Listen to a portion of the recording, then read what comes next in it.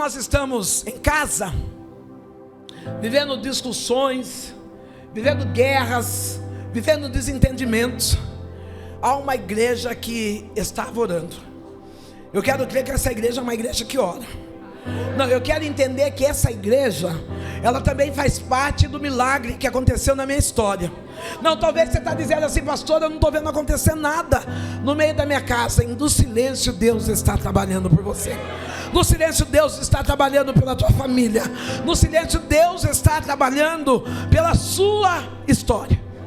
Um dia meu pai, alcoolizado, ele decide não ir no terreiro, e ele entra dentro de uma igreja evangélica.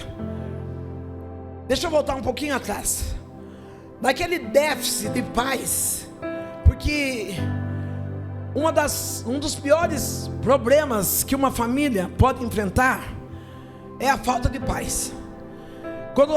Quando chega a falta de paz, não é o dinheiro, não é a saúde, não é a estrutura familiar que muda. E a família que não tem paz é a família que não tem Cristo.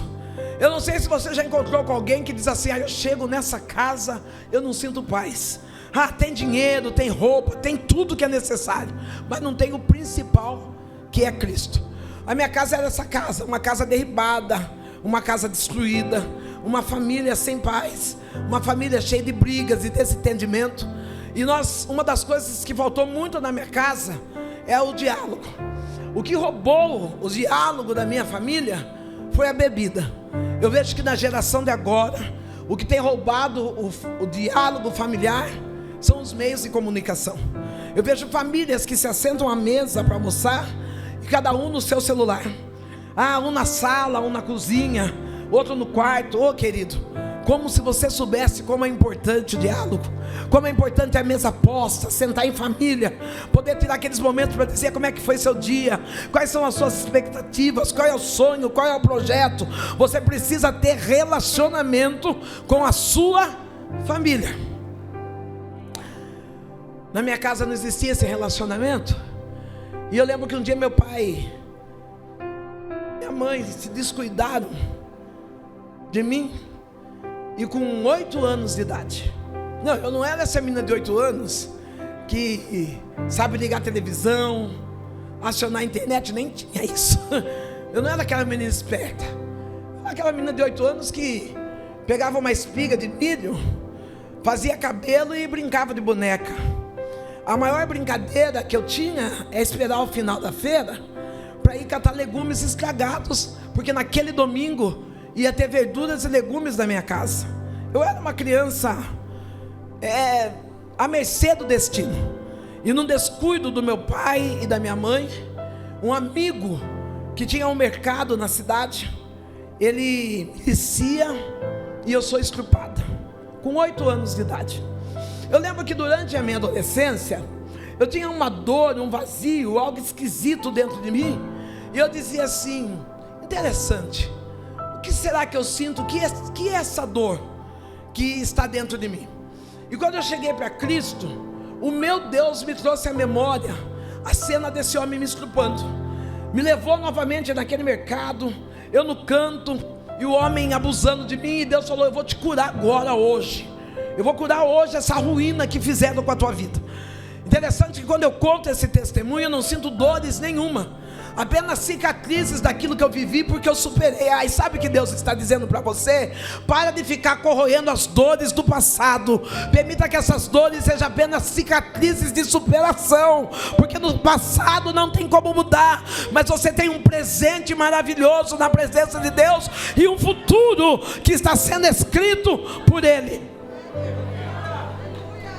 Aplauda Jesus. Não deixe que as dores do teu passado interrompam a alegria desse momento. O meu pai, eu nunca contei para os meus pais que eu estava sendo estrupado. Tinha se tornado hábito, costume, eu ir àquele mercado e aceitar aquelas cenas sexuais, porque era através daquilo que eu conseguia levar um bife, uma lata de sardinha, 2 pães novos para dentro da minha casa. Era uma comida que já não saía mais do lixo. Era uma comida que saía de uma ação de um homem adulto irresponsável que estava seduzindo uma criança. Eu quero dizer para você, pai, e para você, mãe, a responsabilidade do seu filho não é sobre o pastor, não é sobre o líder das crianças. Não, a responsabilidade do seu filho é sua. Não para com essa preguiça de domingo de manhã, você fala: eu trabalhei a semana inteira, eu estou tão cansada, e a minha filha já tem 8, já tem 10 anos, vai correndo ali na padaria, filha, e traz 5 pãezinhos para mim, tá? Ou para o filho, porque o estupro não escolhe sexo e não escolhe pessoa. O pedófilo pode estar no seu vizinho, pode estar no açougueiro, pode estar no mercado, e o cuidado e a responsabilidade é do pai e da mãe de cuidar dos seus filhos. Eu nunca contei porque faltava diálogo. Eu nunca contei porque o meu pai, eu vi meu pai muito pouco são. A minha mãe eu tive uma convivência boa, eu vi, mas meu pai eu vi sempre bêbado. E um dia meu pai, ele passa de frente de uma igreja evangélica e ele entra. Quando ele entra dentro desta igreja, uma palavra é lançada sobre a vida do meu pai. Meu pai entra pela primeira vez dentro da igreja evangélica com 37 anos de idade. Quando ele entra nessa igreja, a palavra que é lançada é: eis que eu, o Senhor teu Deus, eu estou te preparando um lugar. O meu pai, ele é impactado por aquela palavra. Aquele homem alcoólatra, aquele homem que pratica violência doméstica, aquele homem que não é uma referência na família, ele levanta a mão e entrega a sua vida a Jesus Cristo. Oh, querida, você que está de blusa cor-de-rosa, fique de pé um pouquinho. Você, querida, que está aqui, não, essa da senhora eu vou dar como uva, a de cor-de-rosa mesmo. É, meu amor. Redibiaia choui, relibiande subneque foube assim. O meu pai, ele entra pela primeira vez e ele recebe a palavra, e a partir daquele momento ele levanta a mão e ele aceita Jesus Cristo como o único e suficiente Salvador. Enquanto eu estou aqui, Deus está dizendo: eu estou entrando dentro da tua casa. O mesmo Deus que está te tirando de uma depressão, porque ainda existe resquício de dores emocionais, palavras que têm ofendido, que têm colocado você abaixo. Deus está dizendo: eu estou entrando hoje dentro da tua casa para mudar a tua história. Sou eu o Deus que faço e mudo tudo, diz o Senhor dos Exércitos.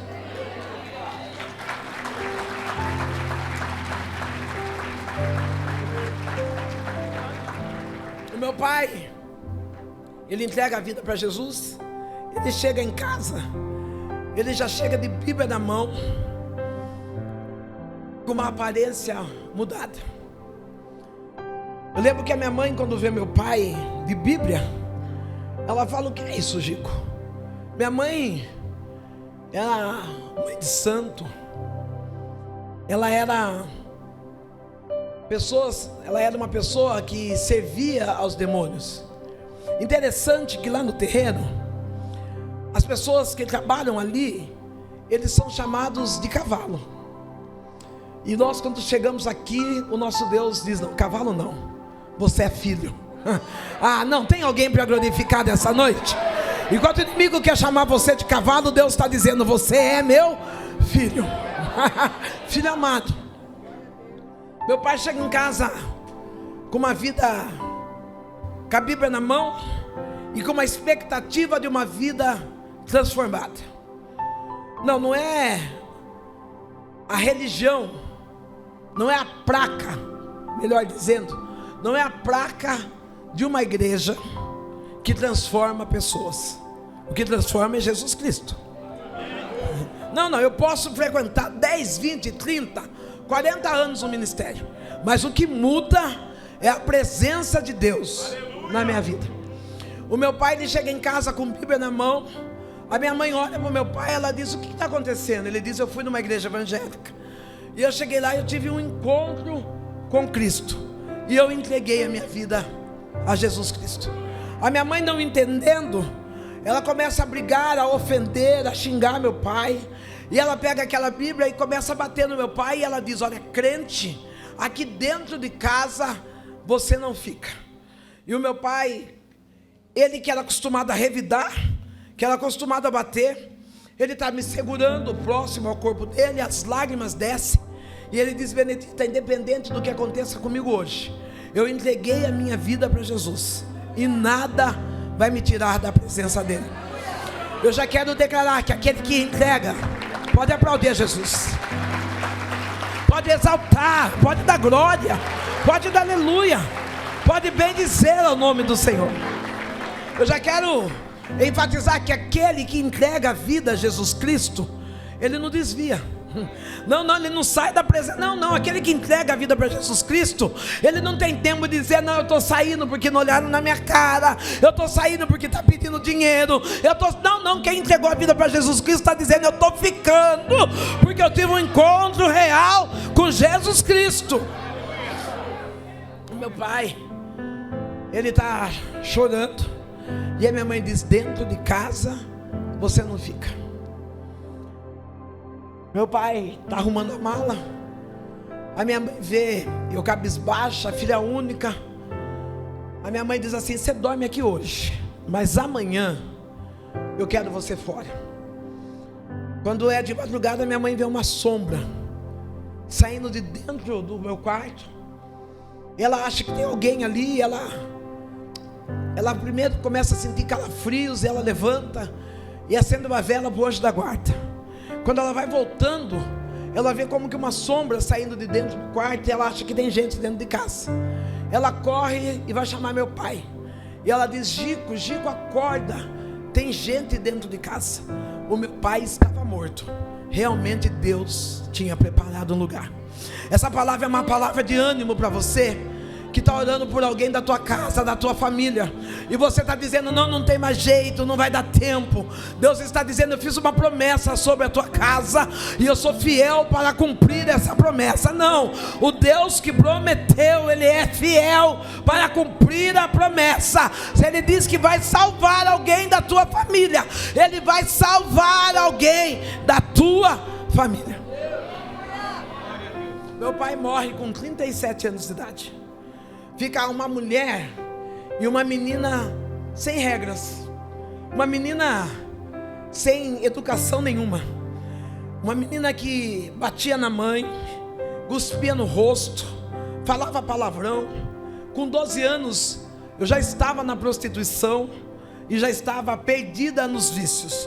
Você vai dizer assim: pastora, por que você batia na sua mãe? Por que você cuspia nela? Porque eu era réplica daquilo que eu vi uma vida inteira dentro da minha casa. Não, essas crianças que você vê gritando, puxando o cabelo, cuspindo na cara de pai, de mãe, batendo, não está imitando o vô, não está imitando vó, não está imitando a tia da escola, está imitando o que ela vê dentro da própria casa. Nós somos réplica daquilo que nós convivemos no nosso dia a dia. Então, às vezes a gente vê na igreja criança que está correndo, se jogando, a menina fala: nunca fez isso, só faz na igreja. Mentira, ela é a sua cara. Faz na sua casa também, que você não dá conta. É o que vê dentro de casa. Aceita que dói menos. Eu era essa menina marota, essa menina sem educação. A minha mãe, ela fazendo parte dessa religião, eu lembro que uma certa feita minha mãe foi fazer uma entrega para o Inju. Ela foi na cidade de Santos. Nessa cidade ela foi com os seus amigos do terreiro, e passado alguns dias, os meus avós me levaram para encontrar com a minha mãe. Eu fui encontrar com a minha mãe. Quando eu chego, a minha mãe está magra, ela está careca, ela está com o rosto cheio, com o corpo todo retalhado, e eu lembro que as pessoas escarravam no chão. Gente, a toalha tem meu nome, as duas. Eu vi uma, economizei. Não, pronto, Jesus, Sandra Alves. Agora que eu parei para ver que as duas têm meu nome, é coisa de ano isso aí. Quando eu chego para encontrar com a minha mãe, ela está incorporada. E ela incorporada, eu lembro que os cambonos são pessoas que atendem os cavalos quando estão incorporados. Eu lembro que a minha mãe, ela incorporada, algumas pessoas se escarravam no chão. A minha mãe e aqueles que estavam possuídos de demônio, eles lambiam o escarro que estava no chão. Eu lembro que passava a galinha viva, eles pegavam essa galinha e rasgavam a galinha do dente e bebiam o sangue daquela galinha. A palavra de Deus diz que o diabo ele veio para matar, para roubar e para destruir. Só o Deus que nós servimos, ele veio para dar vida e vida eterna em abundância. Não, levanta a mão para o alto, você que acredita que o Deus que eu e você servimos, ele veio para dar vida e dar vida em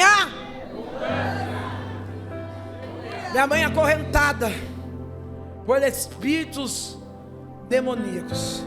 Aquele moço que está de camisa esportiva verde, fica de pé um pouquinho. Relebaia choui, relibiande subia, relebai que choube assim de que reface. Se tu pudesse ver o projeto que Deus tem para a tua história, alaquia choube a nerra fácia. Eu vejo Deus dizendo assim: olha, ele está no anonimato, mas ele é um homem o qual tem sido revestido com as armaduras de Deus. Lamandequia choui.